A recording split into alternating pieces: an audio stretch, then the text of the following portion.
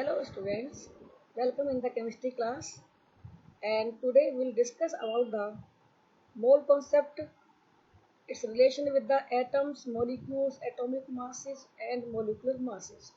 So we have to start about this and how these are related to each other. What First of all we have to know the particulate nature of the matter. So we must know that why there is need for the study of the structure of matter, and it is done due to know that why elements differ from each other, why do elements combine with each other, why compounds differ from mixture. So concept to explain the ultimate nature of the particles or matter.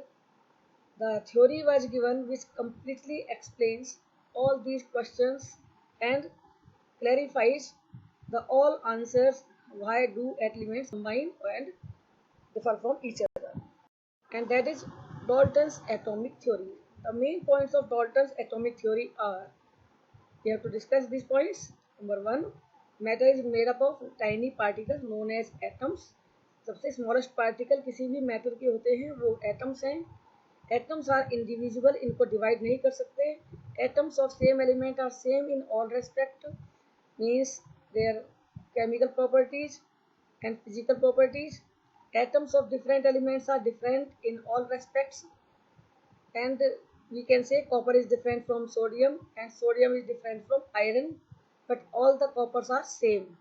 Atoms of same or different elements combine to form the compounds, and the compound atoms are known as the molecules. We must know that atoms combine with each other in a fixed ratio as per law of mass action. An atom can neither be created nor destroyed, means it is invincible. Atoms and molecules. What are these? Atoms, these are the smallest particle of each matter, and mainly it is considered for elements which are pure form of the matter. These may or may not exist free in nature, like noble gases can exist free in nature, but other elements found in combined state. Molecules, these are the smallest particles of the compounds. These exist in free in nature, and these are formed by combination of two or more atoms of different elements or same elements in fixed ratio. Example, carbon dioxide, ammonia, water, oxygen, etc. Atomic mass. So what is atomic mass and how can we find out it? The atomic mass of an atom is, that is mass of atom is very small. So because atoms are extremely small, these cannot be seen by the microscope, cannot be weighed by the finest balance. Up to 19th century, scientists were not able to find out the atomic mass. In 19th century, they decided to determine the mass of one atom relative to one another.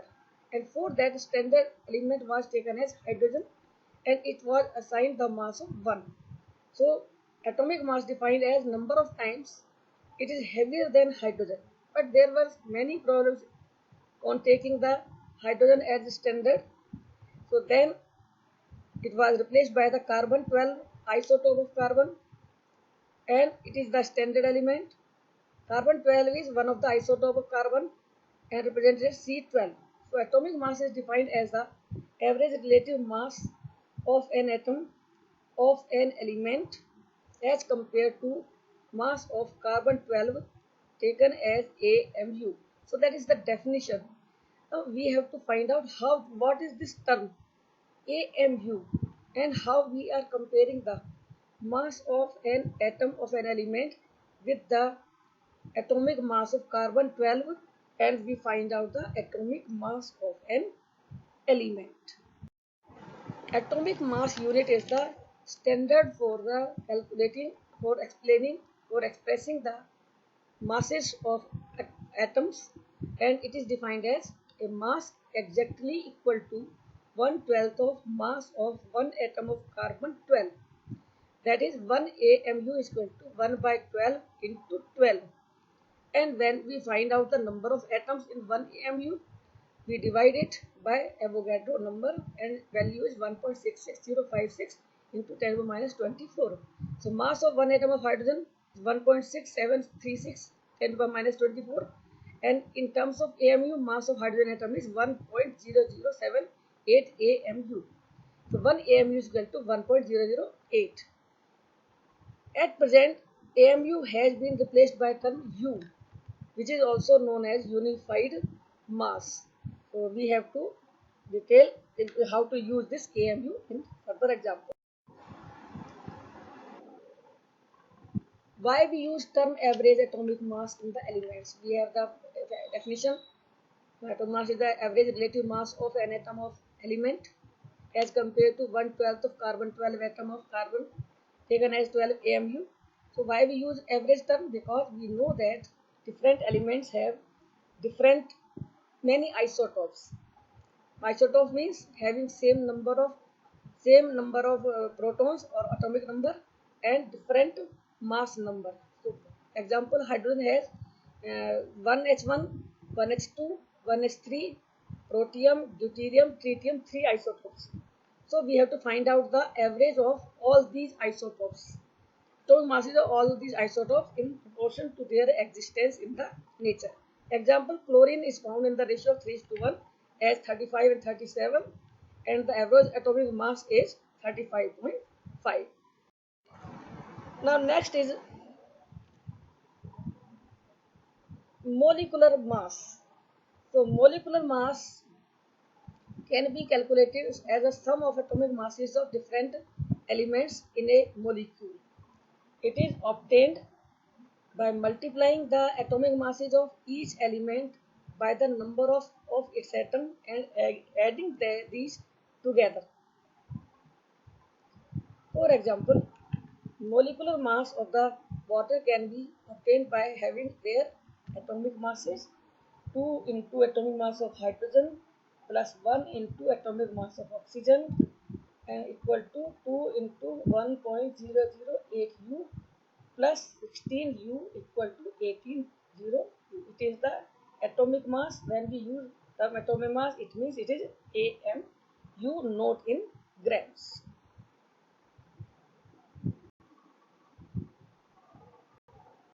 Now next term is formula mass. So many compounds are heavily composed of cations and anions, and these are existing as not as the molecule but as the positive and negative ions. So we use formula unit for these type of substances, and formula unit mass of substance is the sum of atomic masses of all the atoms in the formula unit of the compound, just like the atomic molecular mass. For example, sodium chloride has formula unit NaCl. So Na positive and Cl minus, these are their masses are taken as only that, just like sodium atoms 1 into 23 plus 35.5 equal 58.5. And formula unit mass of CaCl2 will be atomic mass of calcium plus 2 times of atomic mass of chlorine, and that is equal to 40 plus 71 equal to 111 U. What is mole concept? Mole concept is the basic term used in this lecture. So what is mole concept and why it is used? It is the SI unit of amount of the substance, and 1 mole contains 6.022 10 to the power 23 particles, which may be atoms, ions, or molecules, or anything. Why this it is used? Because the atom is so small that cannot be weighed by the finest balance and cannot be seen by the finest microscope, cannot be seen by the finest microscope, and cannot be weighed by the balance. So scientists decided to use one term, specific term, to count the amount of the substance, and that is a mole, and it is known as the Avogadro number. So 1 mole is the quantity of mass which has 6.022 to the power 23 specific particles.